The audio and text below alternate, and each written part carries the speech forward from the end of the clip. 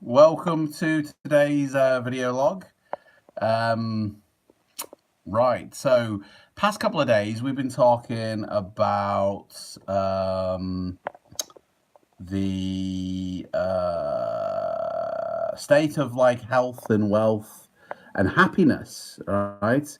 And today we're going to talk about the power of the mind and how that relates to the whole happiness that we were discussing before. And the power of the mind can be very, very, very powerful. But your mind basically is super key to your happiness because it depends on what kind of state of mind you have. And I'm not talking about like state of mind as in, you're angry, you're upset, you're happy, but how you perceive the world around you, because it literally can be anything you want it to be. Your perception of life is totally up to you, you know, and how you see the world. So, like, it can be anything you want it to be. Really can, really can. Um, you are in charge of your own destiny, effectively. Okay, um, and that is half of being, happy. Your mind, and what how you decide to live your life.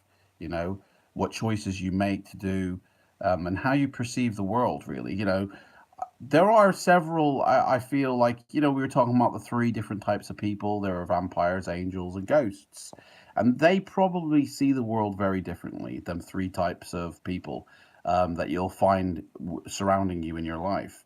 I mean, ghosts probably don't think too much about it, to be honest. They just get on with it. They don't really formulate any type of opinion or anything. They just get on with it, and so they probably just, you know, maybe have goals, maybe don't, but they just do it. They just go through life and just do it. Whereas vampires look for problems. They complain a lot, and they don't really, like, their initial thoughts are, that's bad. This is the bad in life, and this is what's wrong, and kind of perhaps maybe blaming other people as well as that. And it's their perception of the world. Now, I'm not saying that these are bad people and these, like, we need to hunt them down with garlic and steaks and kill them. This is just the type of person who you may find in your life. You may find that you've got a vampire in your life, but the vampires, like, if to you now, will drain you. Can be very tiring and will drain you, and it will. It's uh, it's um it's something you wouldn't want to live around. You know, um, if you're like a happy person or if you're an upbeat person. So, same with angels. They try and see positive in things, generally happy. You pretty much tell that I'm doing a weird one with the, the camera here. It's the power of the mind. Yeah. Angels, yeah, they tend to see the positive in things. They're very upbeat and all that, and they help people more than hinder people. Whereas vampires will tend to hinder people more than they help people. Anyway, how does this relate to your mind? Well, it's how you perceive the world. Were you an angel or are you a vampire or are you a ghost? How do you perceive the world?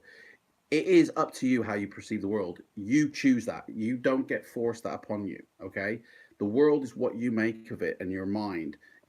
So if you say, yeah, okay, you know what, I'm going to be depressed, I'm going to be bad, I'm going to be sad, everyone's to blame, it's all should be given to me, blah, blah, blah, blah. That's up to you the way you do it, you know. And if that's the way you want to do it, then nobody can change your mind, really. But it is totally up to you. So if you want to see the good in life, if you want to see the good, and you know help others, and be happy, then it starts all in the mind. It starts in the perception of how you see things. So the mind is the most powerful thing you have within you. It kind of almost dictates your soul, your personality, and everything you do. And then your body, your heart, and everything else just runs that, just runs it. My beard's a bit crazy today. Um, but it all starts you know, there are a few things you can do to keeping like if you want to be happy, your mind has got to be up there, just like your wealth and your health, and then you'll have full happiness and enlightenment, right? Or not enlightenment, sorry, contentment, sorry, enlightenment. What am I talking about? Um, to get your mind like maxed up, right? It's like a muscle. Your mind is. You've got to exercise it. Okay, if you don't, it will rot and it will just begin to use your mind every day. Now, my grandmother used to do like the crosswords every single day, you know, get the newspaper delivered just for the crosswords. I don't even think she read the paper that much, but obviously towards the end of her life, this is something she perhaps didn't do. And yeah, it's use it or lose it basically with your mind. Do puzzles, challenge your mind, get that muscle exercising, right? You'll find that it performs better. Okay, you're sharper, you're quicker, you're faster. I write books for me, and that's quite for me challenging. That's like me exercising my mind, writing books or learning new things. You know, when you're young, your mind is sharp and not maybe not focused. It's probably all over the place, but it's quick, is what I'm saying. It's like 100 megabytes internet, right? And as you get older, that number begins to come down, and then suddenly you find yourself on dial-up, and you're like, "Hang on a second, you've asked me a question. It will be a moment before I can answer." Right? And that's because your mind is slowly, like, your power level of your mind is going down. The internet speed on your mind is slowing. Okay, and we want to keep it super fast broadband. Okay, we want 100 megabyte connection going, and that's where you've got to exercise it like a muscle. Okay, find things that are challenging. Now, usually learning something new is like exercising your mind. Okay, you're firing all the neurons and atoms in your brains, learning something new. So, like, I've taken up learning to fly. That's something new. That's something I challenge myself with. I think that's important as well as challenging yourself. Okay, so finding something that's teaching you, okay, a new skill or something new that you can then apply to your life and benefit from. Like when you go to school, when you're young, they teach you loads of stuff. You're brand new out the kettle. You're just born, so they're teaching you everything, and so your mind is fast, fast, fast. But then as you get out of like, oh, I've done the school thing, now I'm doing the work thing, and become almost routine and robotic, right? And you'll find yourself, then your mind slowly, without you realizing, is the power level down, the internet speed's dropping on it, because you begin to do things automatically without even thinking. And that's dangerous when you do it without even thinking, because that's when you're not using your mind. you know the muscle, it's just doing it automatically, but it's not like,